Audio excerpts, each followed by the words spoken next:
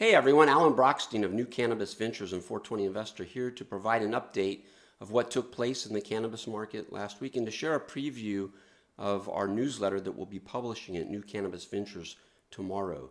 This was a rough week. We had 2 great weeks in a row and the stock market got in our way, I think. It's always hard to tell why people are selling, but to the best I could see, we collapsed on Thursday and Friday. I was actually at the end of the day, Wednesday, fantasizing about what I thought would be our first 3-week consecutive gain in like a year. It was crazy, but we just have not seen, we've been down every month, and to put together 3 straight weekly gains, unheard of. So I was hoping we would see it. We didn't.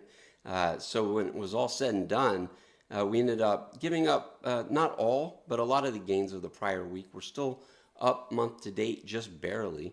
So I'm really hoping that we can hang in there. Of course, things are about to get interesting, as they say, as we're entering earnings season, which I'll talk about more in just a moment. So in our newsletter each week, we share links to the most important news that we published.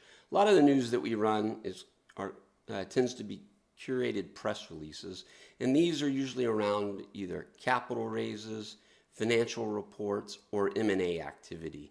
And then, of course, we also have our own proprietary content, and that tends to be either the interviews that Carrie does, and we usually do about 2 a week. This week it was 3.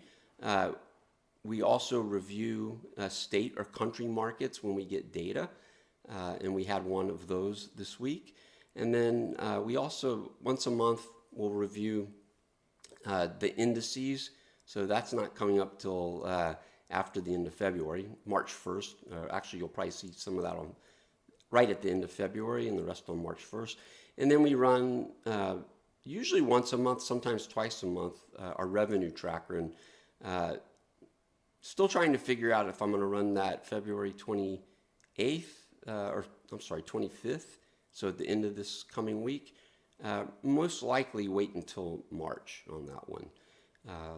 We've shared a preview for the 2 that are about to report, GTI and Cureleaf, so we can probably wait till March. Anyway, going over some of those news items this week. So first of all, kind of a blast from the past. I felt that was maybe a little bit of a recurring theme this week. I hadn't heard a lot from Safe Harbor in a while. And I haven't really given this a lot of thought, but I found it to be really interesting. They are going public via a merger with SPAC Northern Lights. And I'm kind of scratching my head on that. It seems to me that they could probably just go public in a more traditional route, but I don't know. Haven't really analyzed it, but that was kind of interesting. Northern Lights is a relatively recent SPAC put together by John Darwin, actually. So that was one. And then on the capital raise front, we saw a company that we've interviewed in the past at New Cannabis Ventures, and also one that Ben Kovler of GTI talks about a lot, and that's beverage company Cann. They raised $27 million. They highlighted an institutional investor, but a lot of celebrity investors. And the press release also talked about their entry into that robust Canadian market.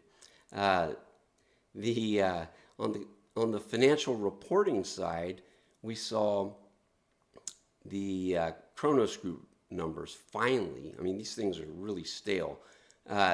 Kronos, as you recall, was supposed to report, or should have reported in early November when their 10Q was due.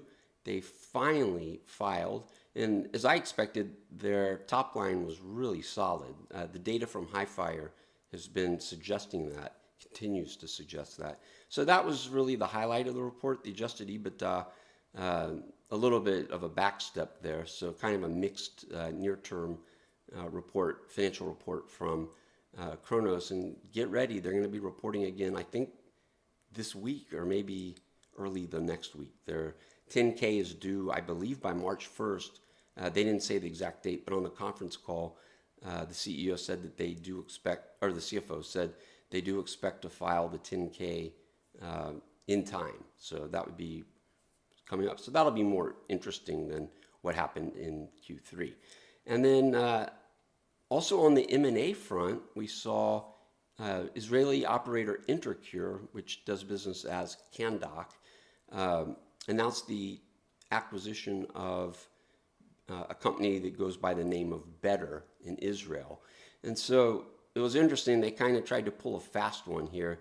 They called it a $35 million acquisition, but we couldn't put that in our title because they were basing it on their stock being at a fantasy price of $10. So it's actually more like 25 million, not 35 million as they tried to convey.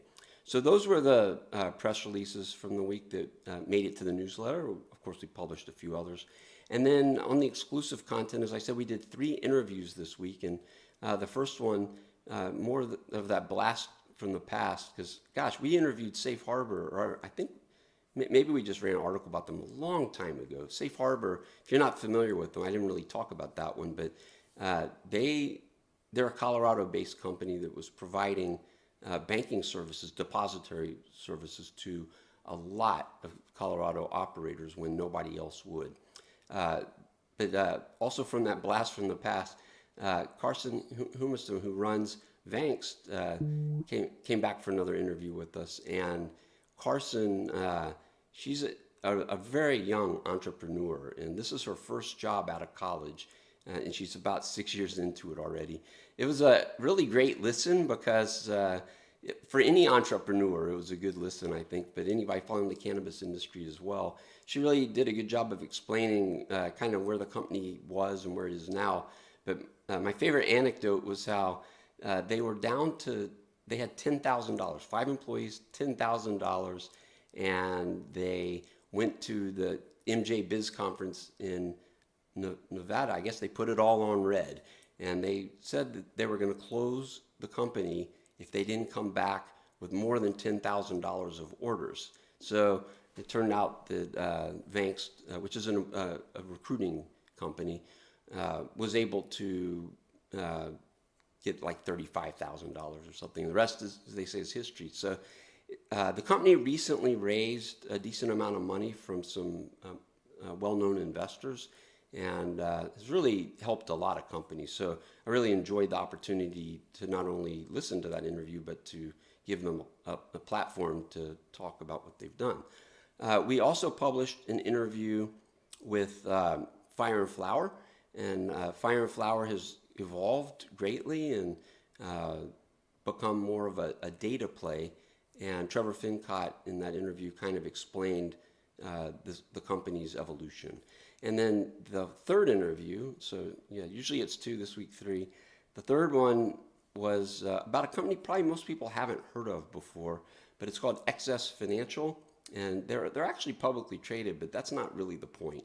The point is they've raised and deployed a lot of capital into the industry, and we've all heard about sale leasebacks, and we've heard about debt.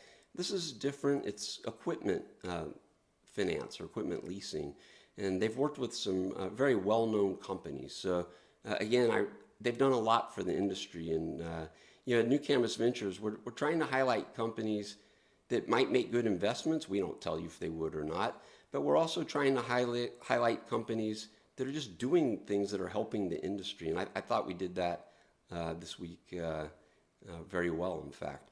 And then finally, as I mentioned earlier, we run data analysis, and so each month I take a look at the Canadian market, and this month it was a record, and that sounds great to be a record at 382 million, but the growth has really slowed. It jumped up, the number jumped up a lot from the very depressed November, but the year-over-year growth was the lowest it's ever been.